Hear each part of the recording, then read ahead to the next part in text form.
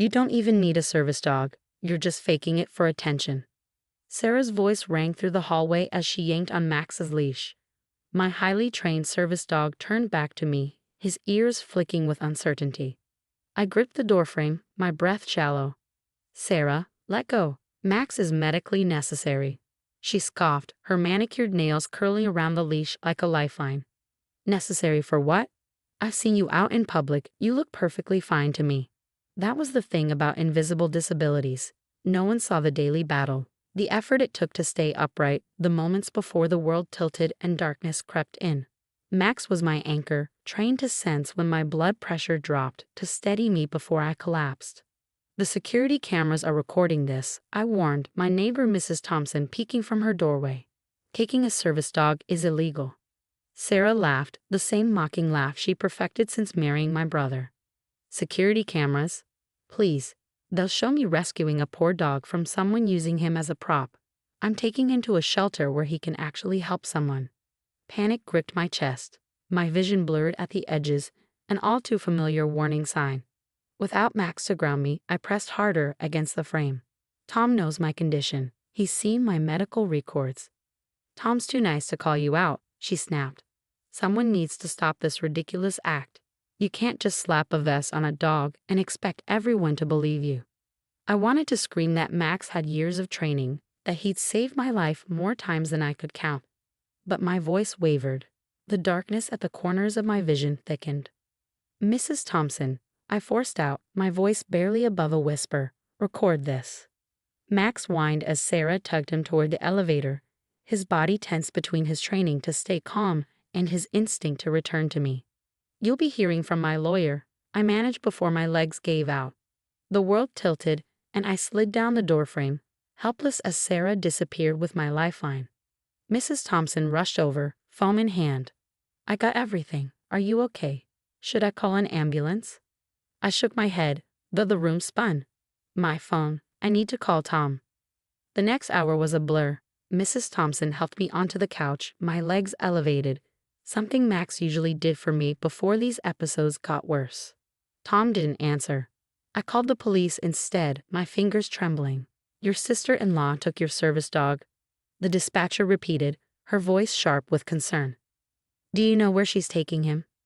No, but he's microchipped, and I have all his certification paperwork. He's a legally protected medical service dog. The police arrived 20 minutes later.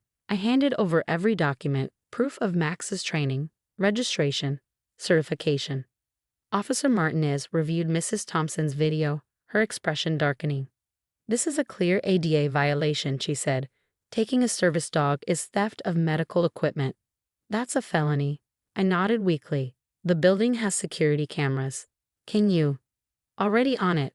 Officer Chen interrupted. The manager is pulling the footage now.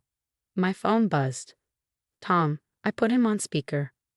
Olivia, I got your messages. What the hell is Sarah talking about? Saving a dog from exploitation.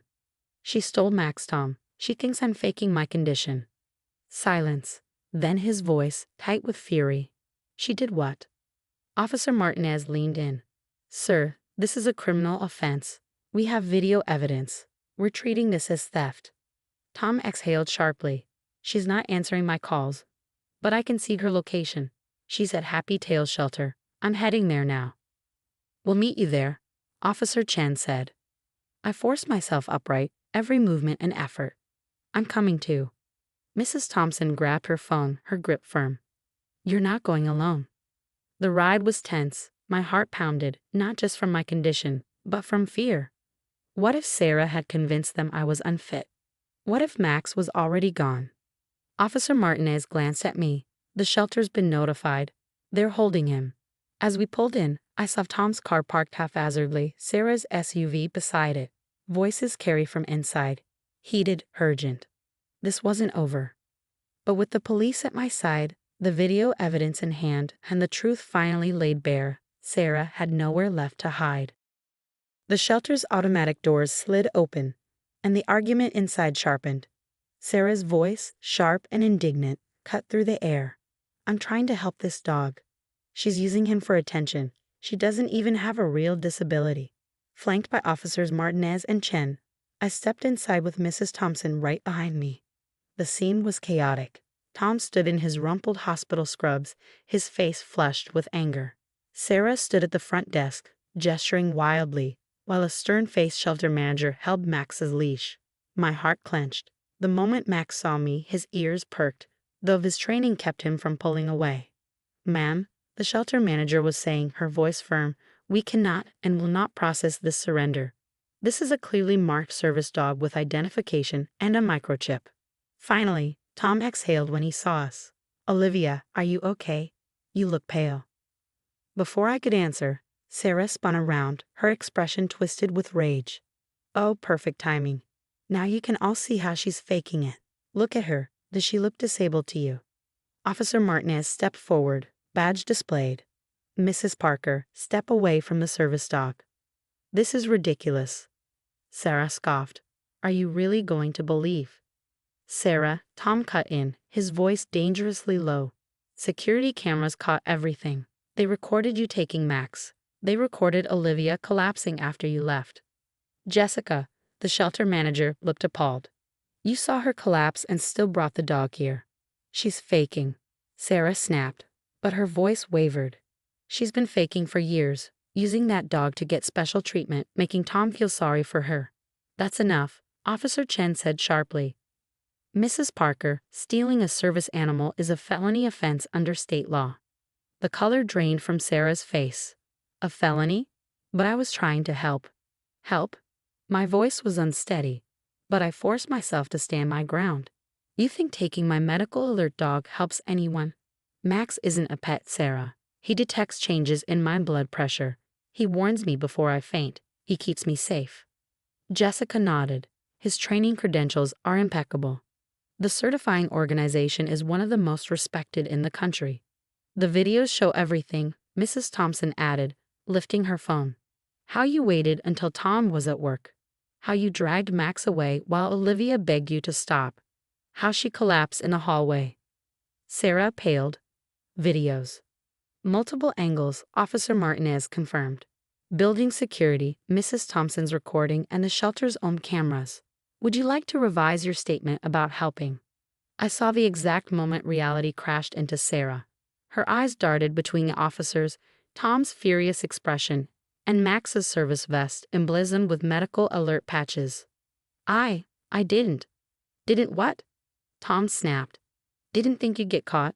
Didn't think stealing a service dog was serious? Or didn't think Olivia's disability was real because you can't see it?" "Max," I called softly, and Jessica immediately led him to me. The second he reached me, he pressed against my leg, his signal that my blood pressure was dropping. I needed to sit. Mrs. Thompson quickly grabbed a chair. Sarah scoffed. "See, she's fine 1 minute and sitting the next. That's not how disabilities work." "That's exactly how POTS works," Tom shot back. "Her blood pressure drops suddenly when she stands. Max alerts her before she faints. You'd know that if you ever listened when I explained it." Officer Martinez pulled out her handcuffs. "Sarah Parker, you're under arrest for theft of medical equipment and interference with a service animal. You have the right to remain silent." As the cuffs clicked around her wrists, Sarah's bravado shattered. "Tom, you can't let them do this. I was protecting you. She's been manipulating you with this fake disability act for years." Tom stared at her like she was a stranger. "The only manipulation I see is yours. We'll be discussing this with a divorce lawyer." "I'll be pressing charges," I added, gripping Max's fur for stability, "and filing a restraining order." Sarah's face crumpled as Officer Chen led her outside. The shelter fell silent, the only sound the hum of the air conditioning and Max's steady breathing beside me. Jessica broke the quiet, handing me a copy of the incident report. "Everything is documented. We're happy to testify if needed." "Thank you," Tom murmured, rubbing his temples. "I can't believe, Olivia, I had no idea she would." "It's not your fault," I said, though my hands still shook. "But this can't happen again. Max isn't just a dog. He's my independence." Mrs. Thompson, still clutching her phone, gave me a reassuring nod. "Don't worry, dear. Between the security footage and what I recorded, she won't be able to claim she was helping anyone." As we left the shelter, Max staying close where he belonged, relief ward with exhaustion. I had him back, But at what cost? My relationship with my brother would never be the same. But when I looked at Tom, all I saw was regret and a promise to make things right. "Let's get you home," he said gently. "I'll follow to make sure you get there safely." The adrenaline was fading, my body growing heavy with fatigue. But Max was with me. He would alert me when I needed to rest. He would keep me steady. Sarah had tried to paint me as a fraud, but all she had done was prove exactly why I needed Max in my life. The weeks following Sarah's arrest were filled with unexpected changes. The district attorney's office reached out about pressing charges, sending over a thick stack of paperwork that laid out the gravity of her actions. Taking a service animal is legally classified as interference with medical equipment, my lawyer explained, and the security footage of you collapsing after she took Max significantly strengthens the case. Sitting in her office, Max steady by my side, I skimmed the documents. Sarah was facing multiple felony charges, service animal theft, medical interference, and willful endangerment of a disabled person. The evidence against her was overwhelming. Building security footage, Mrs. Thompson's videos, the shelter's documentation, and Sarah's unrecorded admissions. Tom called me every day, his voice thick with guilt. "The divorce papers are filed," he told me one evening. Sarah's parents tried defending her, saying she was just being protective. Then I showed them the video of you collapsing. They stopped making excuses. The criminal case moved quickly. Overwhelmed by the evidence, Sarah's lawyer negotiated a plea deal. No jail time but steep fines, mandatory community service at a disability advocacy center, and a permanent restraining order keeping her away from me and Max. On sentencing day, I sat in a courtroom with Max at my feet and Tom beside me. Sarah looked nothing like the woman who had once dragged my service dog away. Her designer wardrobe replaced with a modest suit, her usual confidence hollowed out. "Would you like to make a statement?" the judge asked me. I rose carefully, one hand on Max for balance. "Invisible disabilities are still disabilities," I said, my voice steady. "Max isn't just a dog. He's my medical alert system, my independence, my safety net." When Sarah took him, she didn't just take a pet. She took my ability to function safely in the world. As part of her plea deal, Sarah was required to issue a public apology. She stood stiffly, hands trembling as she read from a prepared statement. I let my assumptions about disability cloud my judgment. I was wrong to take Max, wrong to accuse Olivia of faking, and wrong to put her health at risk. The words felt rehearsed, but the judge seemed satisfied. He handed down her sentence. 2 years of probation, 200 hours of community service, a $25,000 fine payable to a service dog training organization, and a lifetime restraining order. Outside the courthouse, Tom pulled me into a tight hug. "I should have shut her down the first time she questioned your disability," he said. "I should have done more." "You're doing the right thing now," I assured him. "That's what matters." But the story didn't end in that courtroom. Mrs. Thompson shared the security footage with our apartment complex, prompting management to implement mandatory service animal awareness training. They invited me to speak at a resident meeting, and I stood at the podium, Max beside me, addressing neighbors who had once viewed me with skepticism. "Not all disabilities are visible," I said. "Max alerts me before my blood pressure drops, helping me avoid dangerous falls. He's not just a dog in a vest, he's medical equipment that allows me to live independently." The impact rippled outward. Local news picked up the story.